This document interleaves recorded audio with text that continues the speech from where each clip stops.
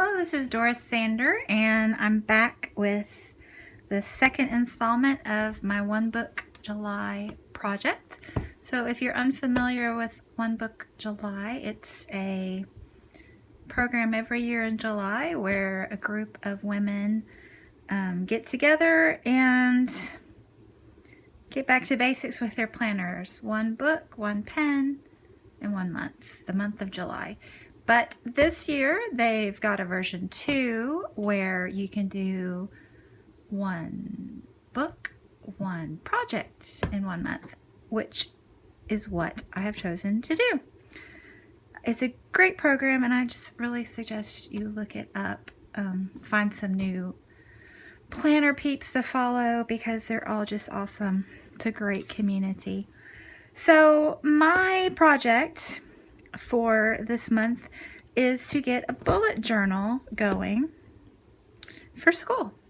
I'm a public school teacher, and I have in years past, well, 15 plus years past, used just an agenda from work, a school agenda, and I've put my lesson plans and everything else in there.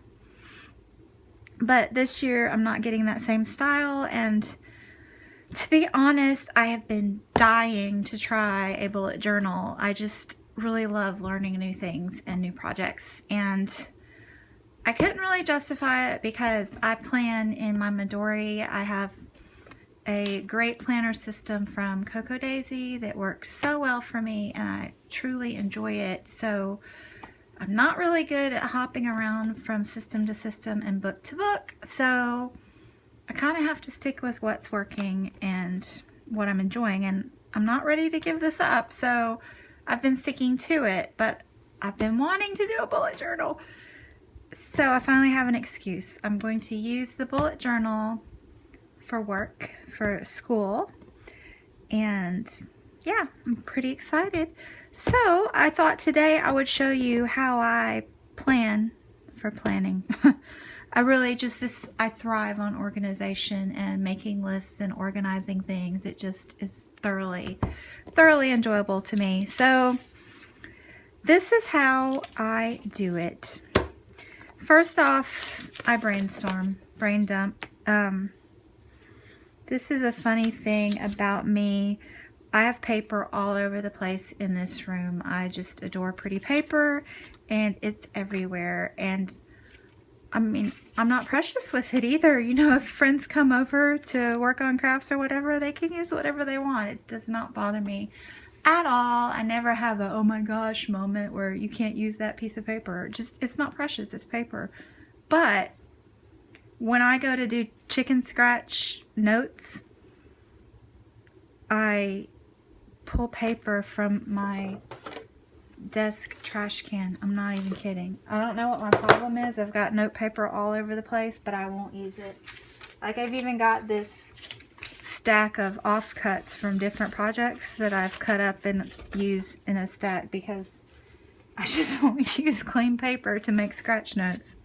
So anyway, these are my little scratch notes. I've been watching bullet journal YouTubers and Instagram. I've been following on Instagram for months now. I'm really attracted to it, but I've been abstaining. But finally, now that I've allowed myself to actually do it, and I bought a Leuchtturm, and I'm ready to go, I've started taking notes. So I've gone to the YouTubers and Instagrammers that I really like the style of their bullet journals, and I've made lists of different topics, things that I might want to include. Did them on my church bulletin even.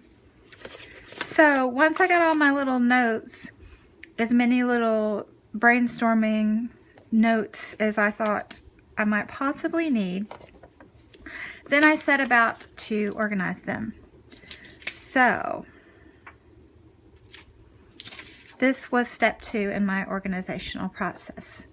So I took all of these little random scribbles and I've changed them to a more cohesive list. So I made traditional bullet journal ideas that I've seen online.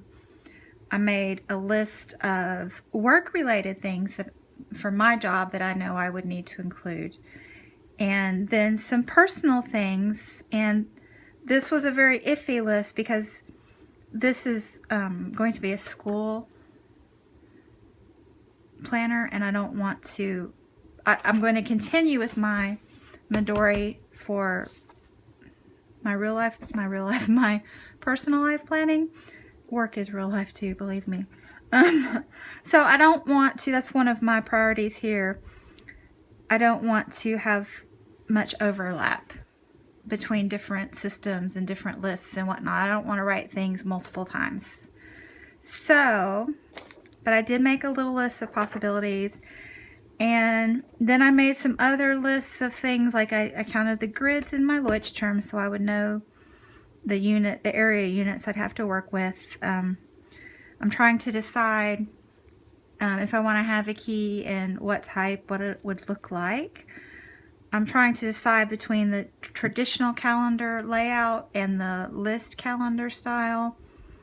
And I want to include some color in mine. I don't want to just have it black and white. So I listed some color ideas there and some themes. I'm probably going to go with botanical, but you know, I might in December want to do some Christmas stuff or whatnot.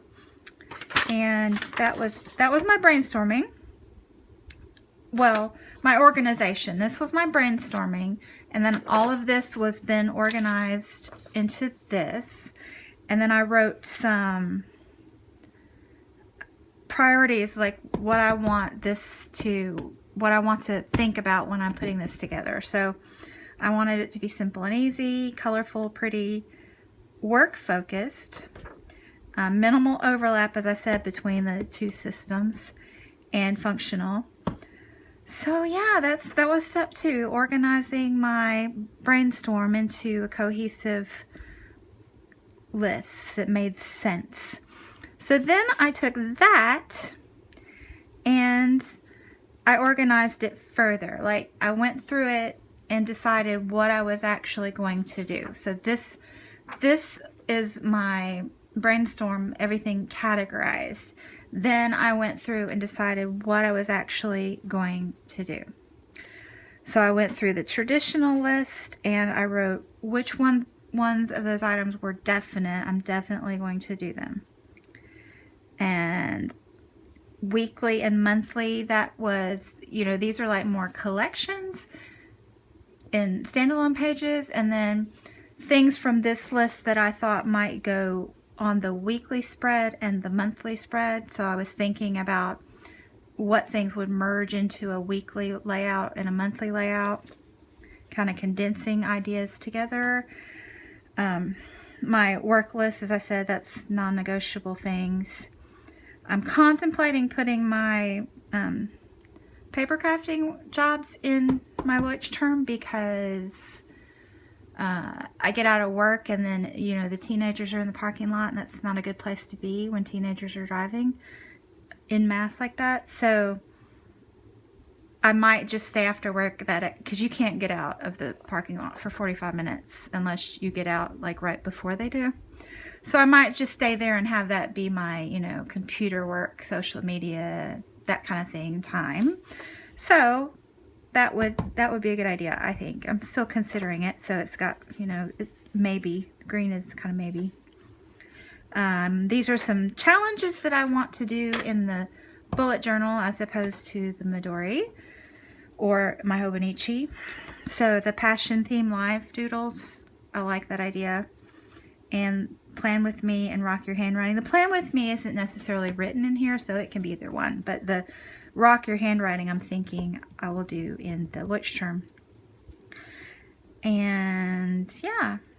And then I worked on my priorities list. I made a list of remember, so you can see how I've condensed even this list into a more quickly visual list. So instead of simple, easy, I changed that to quick. I want this to be something that I can do like that. I don't want to sit there and draw a picture that's going to take me, you know, 30 minutes to draw the picture.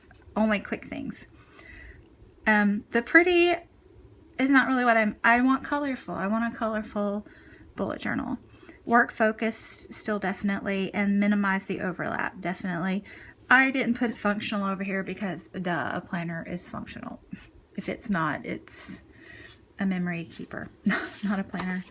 Anyway, so that's that. And then on the back of this, I put this information again. I went through, you can see that I checked off the things as I recategorized them on this one. And I crossed out things that I'm not going to do, I don't think I'll do. And then the things that were maybes with little question marks, I kept a maybe column because I want to throw away all these extra papers and just keep this one. So I also came up, I need to practice header style, see how I like to print the headers. And I've started checking off the colors, how those are going to work. I need to know if they bleed and also if they smear. I added that as an afterthought after I practiced just now. Yeah, so that is that. This is how I think. This is how I begin and go on with a new organizational process. I really thrive on this. It just makes me happy. So then from there, so I'm done with that sheet. This one is all I need now. So now I've gone in and decided what I'm going to start on first. So, you know, what'll be in the next video. I know I've decided I want an opening page. So the first page I want to have some pretty quote to get me started. And then obviously the year-long calendar or 10 months or whatever I choose to put in there. And I'm going to merge that with my school calendar and color code it. So that'll be next on a 2-page spread, most likely. I'm still toying with the Calendex idea. And I don't know about that. And then the monthly calendar, I'm still trying to decide if I want a traditional calendar layout or the list format. Still working on this idea, but that would be the third entry. And then the fourth is the Passion Theme Life Doodles. And again, I'm deciding if I want just freeform doodles or the little grid boxes that most people use. And then the Rock Your Handwriting will probably be more organic, but that'll be the fifth thing. And then I did, I have all my usernames and passwords for school related in my Midori here.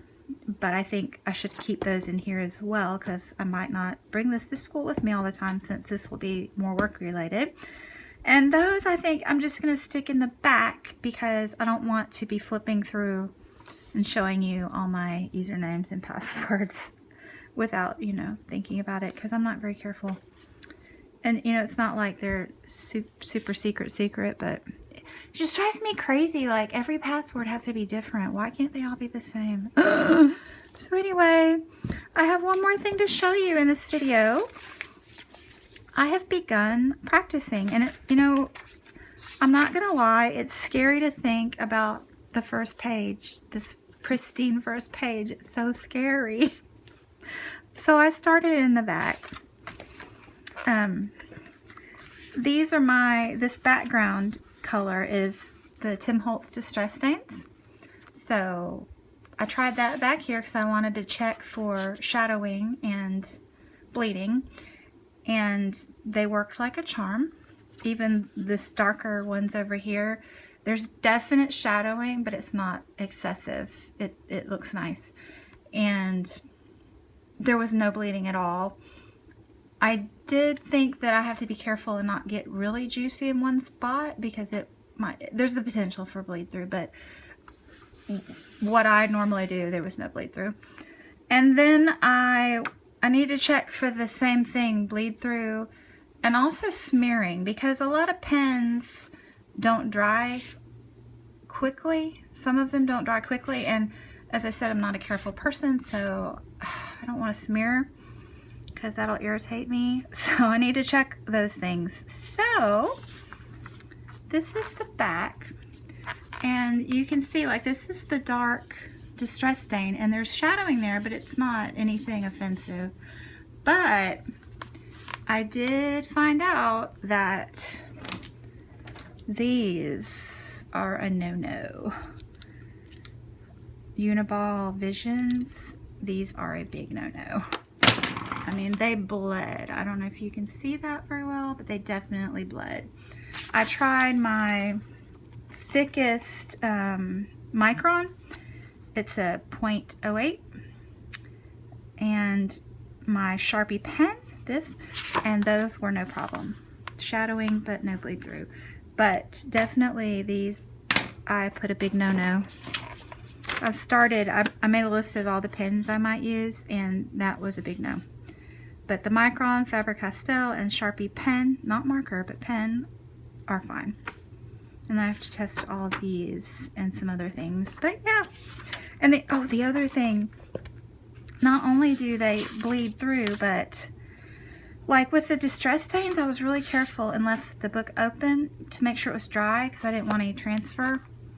And I didn't think about it with my pen. I just shut the book and I got transfer from those darn Uniballs.